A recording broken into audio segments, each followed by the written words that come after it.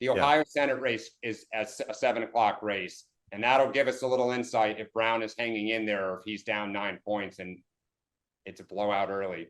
Yeah. Can I just real quick on that front? I talked to some folks on the ground last night.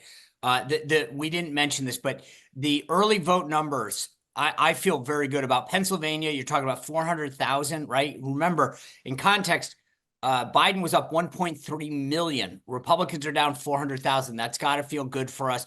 In Ohio, Montana, I'm looking at some of the other data. I mean, we feel very, very good. Nevada, very good about the early vote data coming in on the Republican side, not just for the president, but on Moreno. It may not be as big as I'd hoped it would be, but I think he squeaks this one out in Ohio.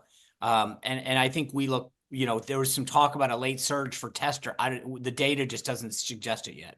If you want to point to one thing for each side that they're currently pushing, one would be female vote for Harris. I think that's what's going to win it.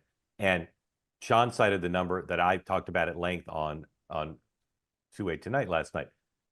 Biden was up over 1 million votes in the early vote in Pennsylvania. Harris is up about 400,000 or so. The turnout in the rural areas is high. Turnout in the urban areas is low. And David Plouffe continues, and Wilmington continue to deny they see any problem in the early vote. We had Doug Sosnick on last night, and then we had Jim Messina over the weekend on MSNBC acknowledging problems, concerns about the early vote. So it's hard to believe that Wilmington doesn't see a concern there, but they've not really been pressed on it. Instead, they say people are moving their way. We'll see. We'll see what happens. Mark, can I ask this? I call it the Plouffe bluff. But do you feel like you're getting spun, or that I feel like in 2012, when a lot of us, with Romney versus Obama, felt like there might be a chance, the Obama team was like, yeah, right. Like they felt confident. Yeah. There was a sense of like, do you get that sense from their side when they're telling you they feel good, that it's like nervous good, or it's like, hey, we're kicking back with our feet up today? We're going to win. We're going to win. It's going to be close, but we're going to win. But it's like, I don't know how you can say, if you think it's going to be as close as they do, I don't know how you say you're going to win.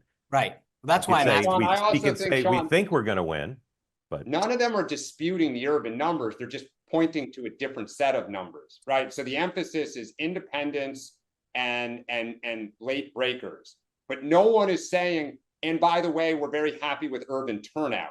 Right. But I think the difference is, I remember being on the flip side of this in 2016, and even when I was calling around in 2020, and I was talking to a lot of the Trump state directors. And it was almost like, I was like, okay, so right now we're down this much in early vote. They're like, yeah, but look, if you bank this shot, and then that shot banks off 4 other shots, and we get this many people on election day, we're going to win. And you're like, that sounds like a lot. So the only thing I'll say is, obviously, like, Stephanie Cutter and David Plouffe are not like telling people what they really think per se, but those closest to the high command are very cautious. You mean not in general, you mean today, right now? Yeah, I mean, in the last 24 hours, just calling around. Yeah. People who are good friends of the high command are not like, no, like, we feel really good. They're like this. Could happen, exactly. They're like this. If things go well, this could happen. Exactly. And that's not what Mar-a-Lago thinks. But that doesn't necessarily mean it could be cultural, whatever. But as I said, not one Democrat has emailed me their electoral college prediction today. Not one.